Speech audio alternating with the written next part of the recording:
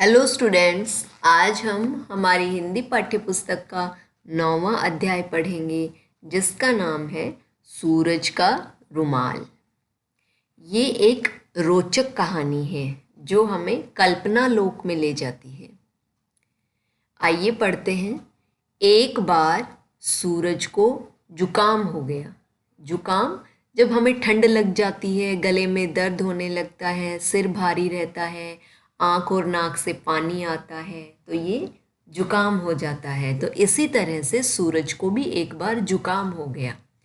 हुआ यूं कि एक दिन बारिश हो रही थी, बरसात हो रही थी और सूरज बिना गमबूट पहने ही बाहर निकल पड़ा।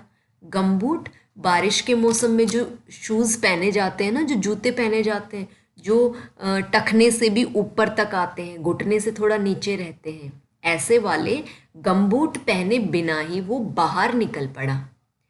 पानी भरे गड्ढों में वह छप छप करता चला गया। जैसे छोटे बच्चे होते हैं वो भी पानी से जो गड्ढे भरे रहते हैं उनमें छप छप करते हैं ना, तो इसी तरह से सूरज भी आगे ही आगे चलता गया, जिससे उसके पैर काफी भीग गए, उसके पैर गीले हो गए। वापस लौट आने के बजाय वह आगे बढ़ता ही गया और सूरज बारिश की वजह से वापस घर नहीं आया, बल्कि वो आगे ही आगे बढ़ता गया। थोड़ी ही देर में उसके कपड़े भी भीग गए। अब बारिश हो रही थी तो थोड़ी ही देर में उसके कपड़े भी भीग गए, गीले हो गए, और फिर भी वह नहीं लौटा। लेकिन फिर भी वो वापस नहीं गया। वह तो आगे ही आगे झरनों और पहाड़ियों पर से उछलता कूदता हरे भरे मैदानों को पार करता चला गया। वो तो हरे भरे जो मैदान थे, जो पहाड़ियाँ थी, चाहे कुछ भी आता गया, वो उन सबको पार करता हुआ आगे चला गया। वो वापस घर नहीं गया। धरती ने उसे गर्म पानी की बोतल दी।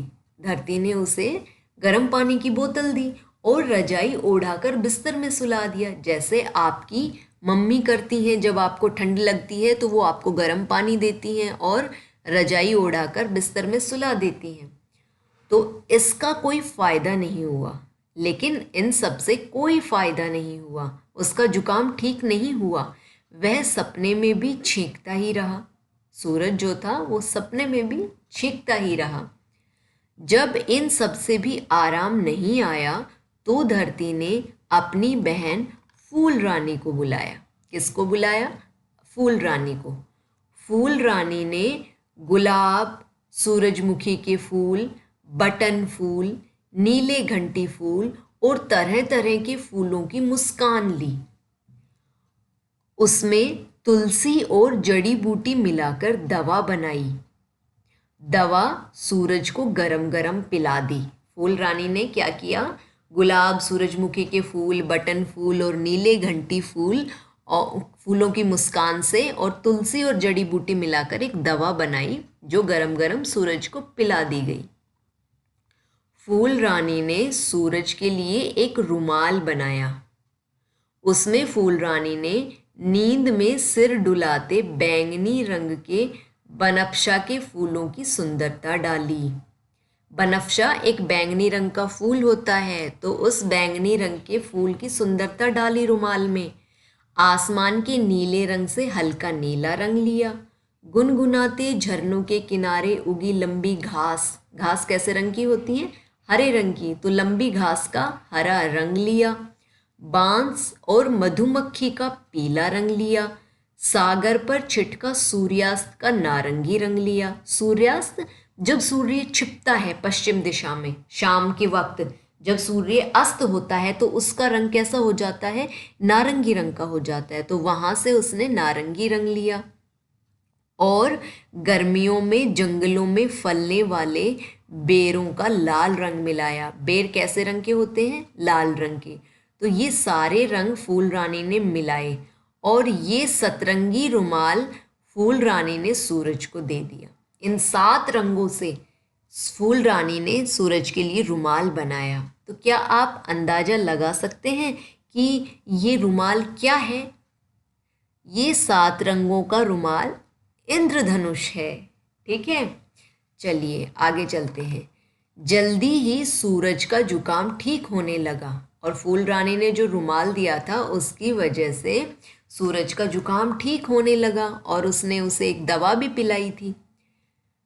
और सुबह सूरज फूल रानी का दिया सतरंगी रुमाल लेकर बाहर आया।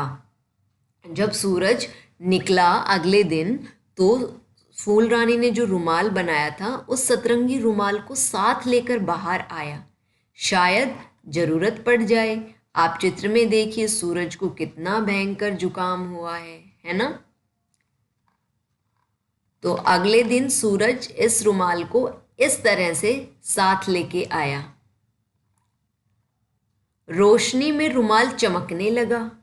एक नन्ही लड़की, नन्ही मतलब छोटी लड़की, एक छोटी लड़की थी जो लगातार बारिश से ऊब गई थी। ऊब गई थी मतलब वो बोर हो गई थी।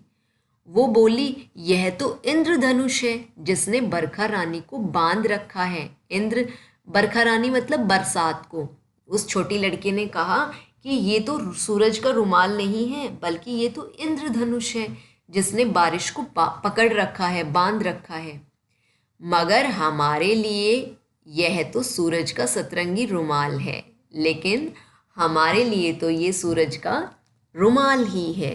ठीक है, तो आज बस इतना ही। धन्यवाद।